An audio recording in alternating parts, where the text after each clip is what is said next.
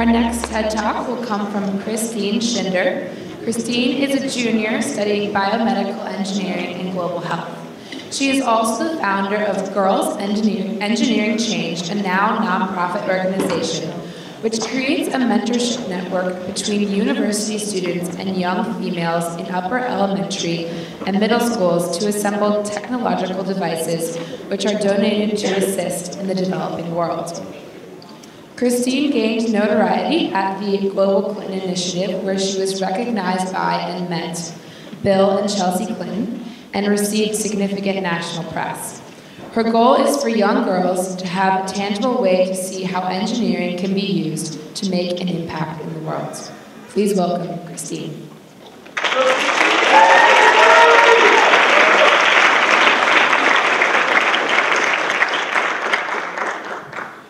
8 months ago, I was sitting outside of a hospital, eating my lunch and drinking a flavor of soda that doesn't exist here in the United States, looking up at Mount Kilimanjaro, when a young girl started to walk towards me.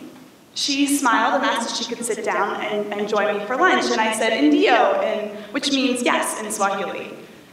As she sat down, I asked a little bit about her life and her family, and she started to tell me about her exciting dreams of how she wanted to become a dentist and wanted to continue through school. But when I kept talking to her, she mentioned that she was pretty nervous. I asked her why, and she told me that she was at the hospital getting her second HIV test to see if she was indeed HIV positive. When I asked her how she felt about this, she said that she was sad and scared, but she wasn't surprised.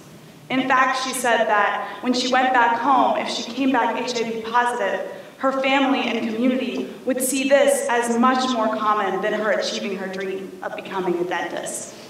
She went inside and I didn't see her again, but I kept that in my mind my whole trip in Tanzania. I was in Tanzania volunteering at a hospital, armed with my basic knowledge of circuitry to help me try and repair medical equipment. When I first got there, the doctors and nurses kind of laughed at me, and maybe that was because I looked silly in the scrubs I had borrowed from my 6'3" uncle, but at the same time, it was partially because I was young and I was female. But over my time at the hospital, I was able to overcome this stereotype. And throughout my time working with the nurses and the doctors, I was able to help repair some medical equipment.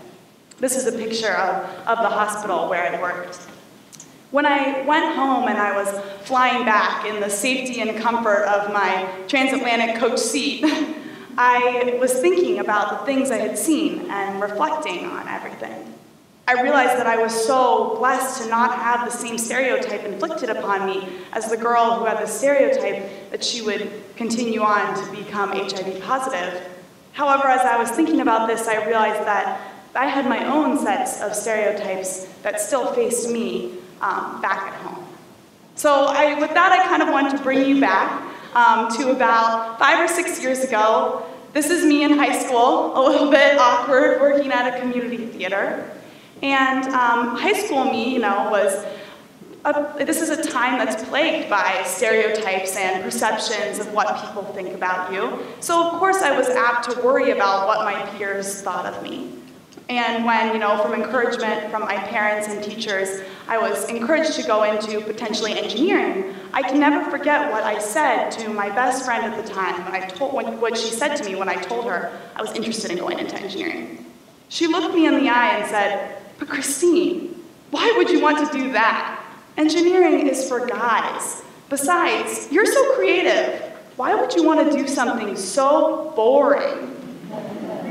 And when I think back on that, that's so silly, but at this time, that was something that really hit me hard. Yet I had a lot of support from my family and continued on to the school of my dreams, Duke University, where I started studying biomedical engineering. And I started in these classes, and at the same time, I was taking an introductory global health course. While I was in this global health course, I started to get so excited by the prospect of the things I was learning in global health and how it related to what I was hearing about in my engineering. This wasn't an engineering I had heard about in high school. This had nothing to do with bridges and cars, like everyone said was all engineering existed in. And so as I found this, the quote that really resonates with me is, your vocation in life is where your greatest joy meets the world's greatest hunger. And I felt like I had found that path when I paired global health with engineering. But this wasn't a stereotypical path to go down. This wasn't something that someone had laid out for me. And I've been fortunate to find mentors to help me along the way since then. But at that time, I had no idea that this was a common path, or this wasn't a common path, and I had no idea it existed. So at this time, I thought, how can I come up with a way to bring this to the younger girls who have no clue that things like this are out there as a life path? And so that's where I came up with Girls Engineering Change, which is now a nonprofit organization that's reached over 500 girls across the United States. And Girls Engineering Change brings young girls into laboratories across the US where they're partnered with actual engineering students, college mentors, who aren't that much older than them. During these sessions, the engineering mentors and the girls put together and assemble low-cost devices that are then actually distributed to help people somewhere in the world. These girls build things from solar-powered USB chargers that we donate to the Red Cross for disaster relief scenarios, all the way to little games that we end up giving out to hospitals and children's hospitals around the US. And so in this sense, the girls get a way to tangibly see how they can make a difference with engineering. We say to them, if you could do this in 2 hours, what could you do if you devoted your life to helping someone somewhere in the world like you did during this session? And there's been lots of moments that have really resonated with us and my entire team. For example, when one girl wrote this on her survey, that she now wants to be an engineer. But it was one story that really hits me hard and I wanted to bring up today. When a young girl came up to me at the end of the session, just bursting with confidence, and she told me, I'm so excited, I now want to be an engineer, but also, now I want to go to college. And she ran out of the room, with her friends. And when I thought about that, I thought, what stereotype was plaguing this girl that she didn't think she could go to college? Was it her race? Was it her demographic? Was it her socioeconomic status? And that's when I realized that Girls Engineering Change was not about overcoming girls going into STEM. It was about overcoming girls feeling like they had stereotypes and constraints placed upon them, no matter what those stereotypes were.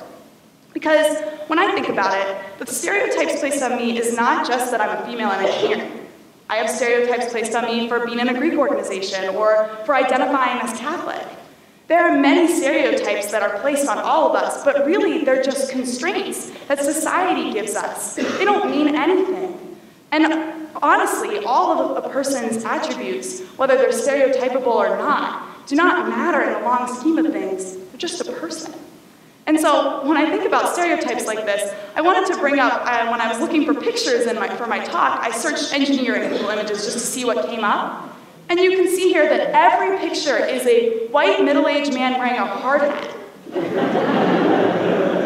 That doesn't look like any engineer I know. My biggest engineering role model is Professor Ramanujan, who you heard speak earlier. She doesn't look anything like that. But how would you know that if you weren't able to be in a setting like this where you were surrounded by competent engineers every day? There's no way you would know. And so when I think about this and I look at these pictures, that's not what an engineer is to me. An engineer to me is someone who looks at the problems of the world and isn't afraid to overcome them.